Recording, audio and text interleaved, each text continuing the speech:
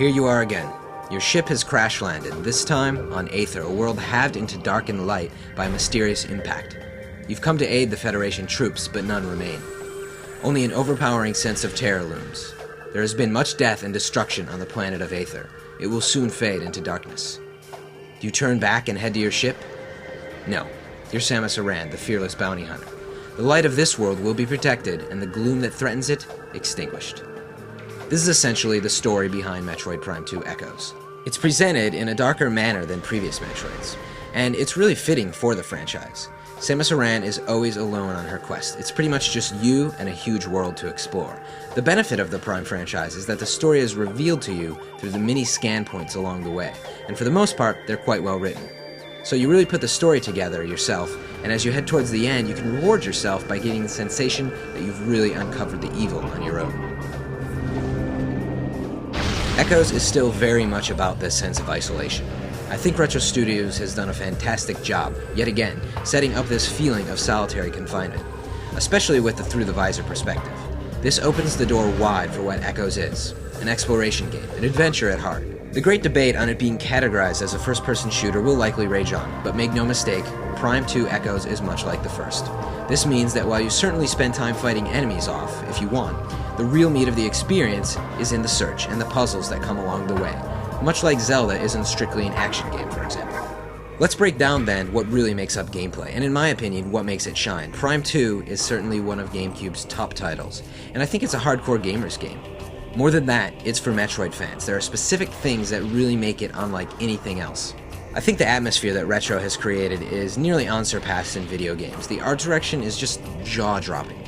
Everything is alive. Every room has a lot of layers to it. And when you spend a lot of time looking around, you can't help but appreciate it. Smoke and sparks fill the Agon Waste. There's a distinct sense of industry and metal here. Torvus is a rainy, wet place with deep underwater realms that lurk. The temple grounds are basically a desert under the hot sun. Eventually, you end up at the Sanctuary Fortress, which is my favorite area because the art is so stylish. Everything is basically electronic and energized. Check out these intricate little electronic insects that litter the walls in the Sanctuary. Simply awesome style. Then there's the Dark World, which represents half of the experience. Down here, the air is caustic, so Samus has to jump from one protected dome of light to the next. This forces you to strategize during fights and during exploration. Every part of the Dark World has similar geometry to the Light World, but with its own unique puzzles, enemies, and fixtures, it doesn't feel cheap or redundant. It does, however, feel claustrophobic. While the sensation is interesting at first, you will dread the Dark World at times. It really takes getting to a place like the Sanctuary Fortress before you really start to appreciate the duality of the worlds. Prime 2 has you solving puzzles in both the light and dark world. You'll have to use portals to constantly switch between key areas, and this is really the most daunting part of Prime 2. The exploration is really intense. You have to know how to use the 3D map, which is really effective. But I think it could have used an upgrade, perhaps a way to switch on and off certain color doors, or highlight rooms that have unopened doors. Speaking of upgrades, that's why you explore this really huge world that's been created. Samus, of course, loses most of her power-ups around the time that she lands. Finding them after exploring for hours is where the payoff is.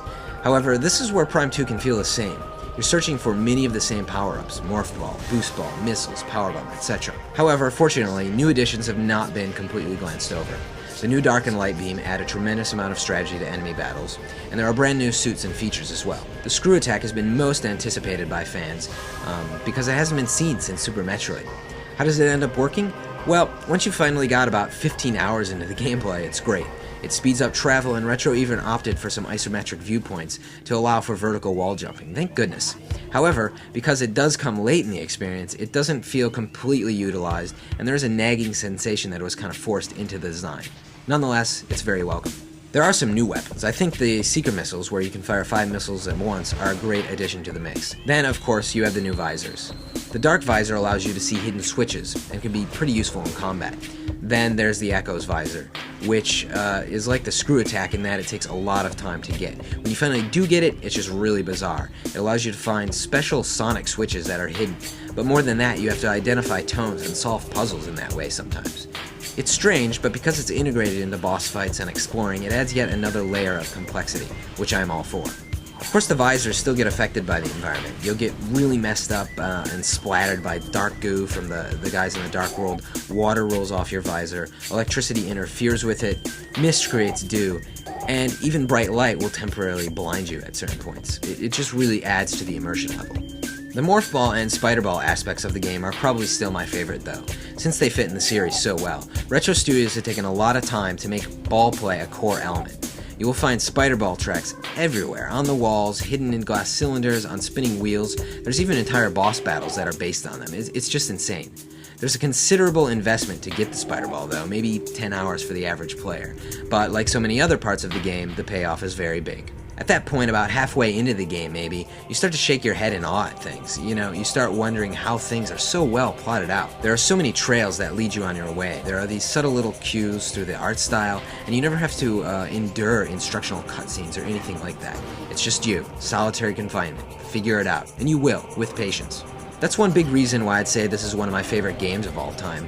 It's just such a cerebral experience. You have to figure out a lot of stuff. And there are so many subtle touches. Enemies are not designed to just be merely shot at.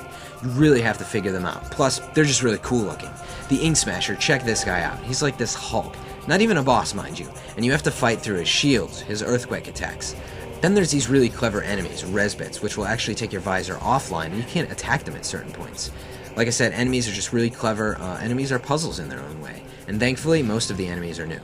Echoes is very tough because of this. The hint system is minimized, kind of in an old school attitude. It asks you just to explore on your own. Boss battles have been ramped up noticeably, and with most bosses, I died several times before I figured out just what to do. This guy, Quadraxis, you've probably heard about him. Truly talented boss making here. I won't spoil anything for you, but this guy does some cool stuff. And he's basically as complex as the final boss was in the original Prime. I think that says a lot. But he's not the last boss in Prime 2, and again, that's just a sign that Echoes is for very serious gamers. Overall, the single-player experience is simply masterful if you give it time. Rated 9.5, it's easily one of the best games of this generation. For all of its subtleties, its top-notch presentation, its pacing, and so on, I give it my highest recommendation. I wish its beginning were more explosive like Prime 1's Space Station, and I wish the ending didn't send players on a quest to find 9 temple keys with little aid. But in the end, you really have some very big payoffs for all the work that you do. Then there's multiplayer. As a finicky fan of Metroid, I'm sad to see Nintendo and Retro caved and wasted their time on it. It's a hackneyed implementation of what people used more often in the N64 days. It's just really kind of unfitting for a game that's about being alone. The lock-on mechanics get boring in multiplayer.